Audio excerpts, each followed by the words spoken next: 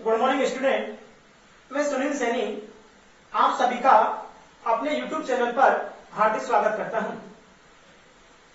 आज की इस क्लास में हम स्टडी करेंगे आवेश उत्पन्न करने की विधि, या जिसे कहते हैं हम आवेशन। यानी आवेशन होता है जिसे हम क्या कहते हैं, आवेश उत्पन्न करने की विधियां। तो देखो, आवेश उत्पन्न करने की कितनी विधियां होती हैं? तो आवेश उत्पन्न करने की 3 विधियां होती हैं। आवेश उत्पन्न करने की कितनी विधियां होती हैं? 3 विधियां होती हैं। नंबर 1 विधि होती है घर्षण विधि। नंबर 1 होती है घर्षण विधि। दूसरी होती है विद्युत प्रेरण विधि। दूसरी होती है विद्युत प्रेरण विधि। थर्ड होती है चालन विधि। थर्ड होती है चालन विधि। यानी नंबर 1 होती है घर्षण विधि, दूसरी विद्युत प्रेरण विधि तथा तीसरी होती है चालन विधि। अब देखो, नंबर 1 डिस्कस करते हैं हम घर्षण विधि के बारे में कि घर्षण विधि क्या होती है। देखो, घर्षण क्या होता है? रगड़ना। घर्षण का मतलब क्या होता है? रगड़ना। और रगड़ते कितनी वस्तुओं को? 2 वस्तुओं को। यानी हम जब 2 वस्तुओं को रगड़ते हैं तो उसे क्या कहते हैं? घर्षण। और देखो, जब हम 2 वस्तुओं को रगड़ते हैं तो उन पर क्या उत्पन्न हो जाता है? आवेश उत्पन्न हो जाता है। उसे हम घर्षण विधि कहते हैं। यानी घर्षण विधि है, उसकी डेफिनेशन कैसे होती है भाई, कि जब 2 वस्तुओं को परस्पर रगड़ते हैं, जब 2 वस्तुओं को परस्पर रगड़ते हैं तो उन पर आवेश उत्पन्न हो जाता है। तो उन पर आवेश उत्पन्न हो जाता है, उसे हम घर्षण विधि कहते हैं। लेकिन एक चीज ध्यान रखनी है हमें, आवेश कैसा उत्पन्न होता है? समान परिमाण का उत्पन्न होता है, समान परिमाण का। और कैसा उत्पन्न होता है? विपरीत प्रकृति का उत्पन्न होता है, विपरीत प्रकृति। यानी हम जब 2 वस्तुओं को परस्पर रगड़ते हैं तो उन पर समान परिमाण तथा विपरीत प्रकृति का आवेश उत्पन्न हो जाता है, जिसे हम घर्षण विधि कहते हैं। यानी जब 2 वस्तुओं को परस्पर रगड़ते हैं तो उन पर समान परिमाण तथा विपरीत प्रकृति का आवेश उत्पन्न हो जाता है, जिसे हम घर्षण विधि कहते हैं। देखो, घर्षण विधि के एग्जांपल की बात करें कि घर्षण विधि से आवेश कैसे उत्पन्न होता है, तो हम क्या करते हैं, एक बिल्ली की खाल लेते हैं। बिल्ली की खाल, बिल्ली की खाल, जिसे हम फर भी कहते हैं। जिसे क्या कहते हैं? फर। यानी बिल्ली की खाल, यानी क्या लेते हैं? फर। और एक क्या लेते हैं हम? एवोनाइड की छड़। एक लेते हैं एवोनाइड की छड़। एवोनाइड की छड़, या ऐसे बोलते हैं आबनूस की छड़। आबनूस की छड़, एवोनाइड या क्या लेते हैं? आबनूस की छड़। यानी हमने एक बिल्ली की खाल ली और एक क्या ली? एवोनाइड की छड़। जब उन दोनों को हम रगड़ते हैं तो क्या होता है? बिल्ली की खाल से एवोनाइड की छड़ की ओर इलेक्ट्रॉन का स्थानांतरण होता है। यानी जब बिल्ली की खाल तथा एवोनाइड की छड़ को रगड़ते हैं तो बिल्ली की खाल से एवोनाइड की छड़ की ओर इलेक्ट्रॉन स्थानांतरित होते हैं। जब इलेक्ट्रॉन स्थानांतरित होते हैं, यानी एवोनाइड की छड़ पर क्या आते हैं? इलेक्ट्रॉन आते हैं, तो इस पर कैसा आवेश आता है? ऋणावेश उत्पन्न हो जाता है। तथा बिल्ली की खाल से इलेक्ट्रॉन में, इसलिए इस पर कैसा आवेश उत्पन्न होता है? धनावेश उत्पन्न हो जाता है। यानी जब हमने बिल्ली की खाल और एवोनाइड छड़ को रगड़ा तो एवोनाइड छड़ पर कैसा आवेश आ गया? ऋणावेश। और बिल्ली की खाल पर कैसा आवेश आ जाता है? धनावेश। तो देखो, प्रकृति कैसी है? विपरीत। और इनका परिमाण कैसा होता है? समान। तो देखो, इससे प्रवाह यहां पर लिखते हैं कि जब बिल्ली की खाल को एवोनाइड या आबनूस की छड़ से रगड़ते हैं, जब बिल्ली की खाल को एवोनाइड की छड़ से रगड़ते हैं तो बिल्ली की खाल से इलेक्ट्रॉन एवोनाइड की छड़ की ओर स्थानांतरित होते हैं, जिसके कारण एवोनाइड की छड़ पर ऋणावेश उत्पन्न हो जाता है तथा उतना ही धनावेश बिल्ली की खाल पर उत्पन्न होता है। तो एक एग्जांपल हो गया। अब यदि हम सेकंड एग्जांपल की बात करें तो क्या करते हैं, एक हम क्या लेते हैं? ऊनी या रेशमी कपड़ा लेते हैं। ऊनी या रेशमी कपड़ा लेते हैं। ऊनी या रेशमी कपड़ा, ऊनी या क्या लेते हैं, रेशमी कपड़ा। तथा एक हम कांच की छड़ लेते हैं, एक क्या लेते हैं, कांच की छड़। तो जब ऊनी या रेशमी कपड़े को कांच की छड़ से रगड़ते हैं तो क्या होता है, कांच की छड़ से इलेक्ट्रॉन ऊनी या रेशमी कपड़े पर स्थानांतरित होते हैं। यहां पर कांच की छड़ से ऊनी या रेशमी कपड़े पर क्या होते हैं, इलेक्ट्रॉन स्थानांतरित होते हैं, जिसके कारण ऊनी या रेशमी कपड़े पर ऋणावेश आ जाता है, जिसके कारण ऊनी या रेशमी कपड़े पर कैसा आ जाता है, ऋणावेश। तथा उतना ही धनावेश किस पर आ जाता है, कांच की छड़ पर आ जाता है। तो यहां भी देखा हमने कि ऊनी या रेशमी कपड़े को कांच की छड़ से रगड़ा, यानी दो वस्तु रगड़ी, तो क्या हुआ, समान परमाणु का विपरीत प्रकृति का आवेश दो रूप में उत्पन्न हो गया। तो ये थी अपनी घर्षण विधि। देखो हमने फर्स्ट पढ़ी घर्षण विधि, अब सेकंड है विद्युत प्रेरण विधि। अब देखो विद्युत प्रेरण विधि में क्या होता है कि विद्युत प्रेरण विधि क्या होती है, इसमें क्या करते हैं, एक हम आवेशित छड़ लेते हैं, एक क्या लेते हैं हम, आवेशित छड़,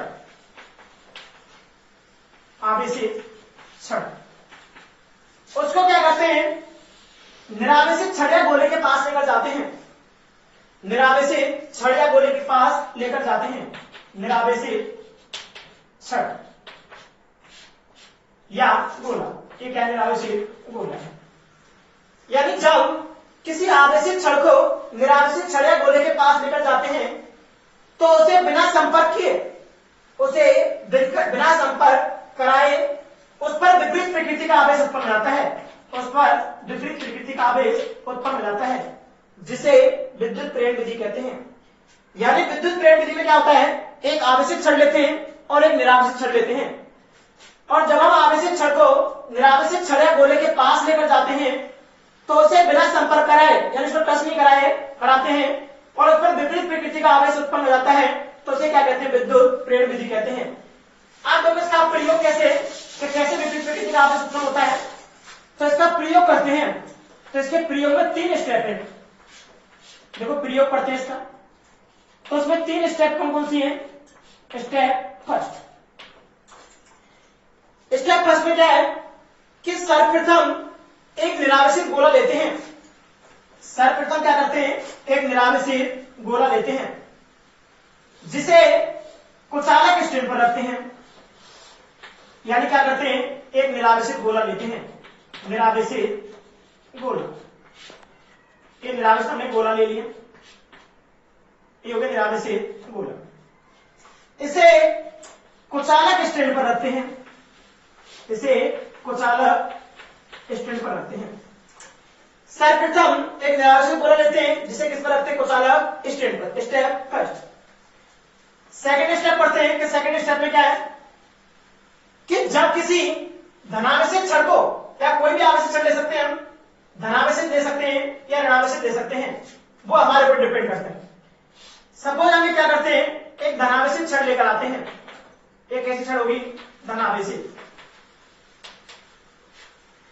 ये कोई निरावेशित गोला है जो कि कुचालक स्टैंड पर रखा हुआ है, कुचालक स्टैंड। ये क्या है, निरावेशित गोला, निरावेशित गोला। तो देखो जब निरावेशित गोले के पास में हम एक धनावेशित छड़ लेकर आते हैं तो क्या होता है, इस गोले का धनावेशित छड़ के पास वाला सिरा ऋणावेशित हो जाता है, पास वाला सिरा कैसा हो जाता है, ऋणावेशित, तथा उसके विपरीत वाला सिरा धनावेशित हो जाता है। यानी आकर्षण बल के कारण इस चालक के ऋणावेश तो किधर आकर्षित होते हैं, धनावेशित छड़ की ओर, और धनावेश दूसरी साइड रह जाते हैं। यानी जब धनावेशित छड़ को हम निरावेशित छड़ के पास लेकर आते हैं तो धनावेशित छड़ के पास वाला सिरा ऋणावेशित तथा दूसरा सिरा कैसा हो जाता है, धनावेशित हो जाता है। इसके बाद में क्या करते हैं कि थर्ड स्टेप में क्या होता है, स्टेप थर्ड, स्टेप थर्ड है कि हमने निरावेशित गोला लिया, पास में धनावेशित छड़ लेकर आए, धनावेशित छड़ लेकर आए, तो इसका धनावेशित छड़ के पास वाला सिरा ऋणावेशित हो गया और दूसरा सिरा कैसा हो गया, धनावेशित हो गया। इसके बाद हम इसके धनावेशित भाग को भू संपर्कित कर देते हैं, यानी क्या कर देते हैं, ग्राउंड कर देते हैं, ग्राउंड यानी भू संपर्कित कर देते हैं। तब क्या होता है भाई, इसका धनावेश का चला जाता है पृथ्वी में और ऋणावेश क्या होता है, शेष रह जाता है, यानी इस गोले पर कैसा आवेश बच जाता है, ऋणावेश, और धनावेश का चला जाता है पृथ्वी में। देखो कैसे हमने धनावेश क्षण को क्या लेकर आए, इस निरावेश गोले के पास लेकर आए, तो इसका क्षण के पास वाला ऋणावेश हो गया और दूसरा कैसे हो गया, धनावेश। तो थर्ड स्टेप में क्या करते हैं, इसके धनावेशित भाग को हम भू संपर्कित कर देते हैं, कि जब इसके धनावेशित भाग को भू संपर्कित करते हैं तो ये संपूर्ण धनावेश किसमें चला जाता है, पृथ्वी में। लेकिन ये ऋणावेश इस क्षण के आकर्षण बल के कारण परिबद्ध रहता है, यानी इससे बंधा रहता है, इसलिए ये जमीन या ग्राउंड में नहीं जा पाता है, इसलिए संपूर्ण गोले पर ऋणावेश बच जाता है। तो देखो हमने क्या किया, धनावेश क्षण को लेके आए और गोले पर कैसा आवेश उत्पन्न हो गया, ऋणावेश, यानी कि विपरीत प्रकृति का आवेश उत्पन्न हो गया बिना संपर्क किए। तो इसे क्या कहते हैं, विद्युत प्रेरण विधि। देखो यहां पर क्वेश्चन कैसे, दो क्वेश्चन बनते हैं कि क्या आप किसी निरावेशित गोले या छड़ को बिना स्पर्श किए ऋणावेशित या धनावेशित कर सकते हैं। तो देखो यदि ऋणावेशित कर सकते हैं तो इस प्रकार से कर सकते हैं बिना संपर्क कराए, और यदि कहता धनावेशित किस प्रकार कर सकते हैं, तो इस धनावेशित छड़ की जगह क्या लेकर आते हैं, ऋणावेशित छड़ लेकर आते हैं। तो क्या होता, ये सिरा कैसा जाता धनावेशित और दूसरा सिरा कैसा जाता ऋणावेशित। तब इसके ऋणावेशित भाग को भू संपर्कित कर देते हैं तो कैसा आवेश बन जाता, धनावेश। ये थी हमारी विद्युत प्रेरण विधि। अब तक हमने दो विधि पढ़ी आवेश उत्पन्न करने की, नंबर एक घर्षण विधि, दूसरी पढ़ी हमने विद्युत प्रेरण विधि। अब थर्ड और लास्ट विधि है चालन, संपर्क या स्पर्श विधि। थर्ड विधि कौन सी, चालन विधि कहते हैं, उसी संपर्क विधि कहते हैं, या क्या कहते हैं, स्पर्श विधि। देखो इसमें नाम से दिखा है संपर्क या स्पर्श। संपर्क या स्पर्श का मतलब क्या होता है कि जब किसी आवेशित छड़ को निरावेशित छड़ से संपर्क कराते हैं, यानी जब किसी आवेशित छड़ को निरावेशित छड़ से क्या कराते हैं, संपर्क कराते हैं, तो उस पर समान प्रकृति का आवेश उत्पन्न हो जाता है, उसे हम क्या कहते हैं, चालन, संपर्क या स्पर्श विधि कहते हैं। यानी जब किसी हम आवेशित छड़ को किसी निरावेशित छड़ से संपर्क कराते हैं तो उस पर समान प्रकृति का आवेश उत्पन्न हो जाता है, उसे हम चालन, संपर्क या स्पर्श विधि कहते हैं। देखो इसकी एग्जांपल देखते हैं कि यदि हम मान चलो ये धनावेशित छड़ है, कैसी छड़ है, धनावेशित। यदि इस धनावेशित छड़ को इस निरावेशित छड़ से संपर्क कराते हैं तो क्या होता है, इस निरावेशित छड़ पर भी समान आवेश अर्थात धनावेश आ जाता है, यानी दोनों छड़ पर कैसा आवेश आ जाएगा, धनावेश। यानी इस पर भी धनावेश आ गया और इस पर भी कैसा आवेश आ जाएगा, धनावेश। हमने कहा था कि जब किसी आवेशित छड़ को निरावेशित छड़ से संपर्क कराते हैं तो उस पर समान प्रकृति का आवेश आ जाता है, उसे हम चालन, संपर्क या स्पर्श विधि कहते हैं। तो हमने धनावेशित छड़ ली, उसको निरावेशित छड़ से संपर्क कराया, तो हमने देखा कि उस निरावेशित छड़ पर भी धनावेश आ जाता है। देखो सेकंड एग्जांपल इसकी जगह क्या करें कि यदि हम ऋणावेशित छड़ लेकर आए, यानी यदि हम निरावेशित छड़ को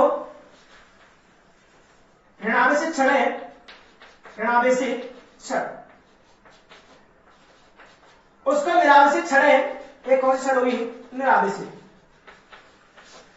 उससे संपर्क कराते हैं तो क्या होता है कि उस छड़ पर भी ऋणावेश आ जाता है, उस छड़ पर भी ऋणावेश आ जाता है, इस पर भी कैसा आवेश आ जाता है, ऋणावेश। तो हमने कहा था भाई कि जैसी छड़ है धनावेशित या ऋणावेशित है, उसको निरावेशित छड़ से संपर्क कराते हैं तो उस पर समान प्रकृति का आवेश उत्पन्न हो जाता है, जिसे क्या कहते हैं हम, चालन, संपर्क या स्पर्श विधि कहते हैं। तो आज की इस क्लास में हमने पढ़ा आवेश उत्पन्न करने की विधि, यानी आवेशन तथा विद्युतदर्शी। अब नई क्लास अगली क्लास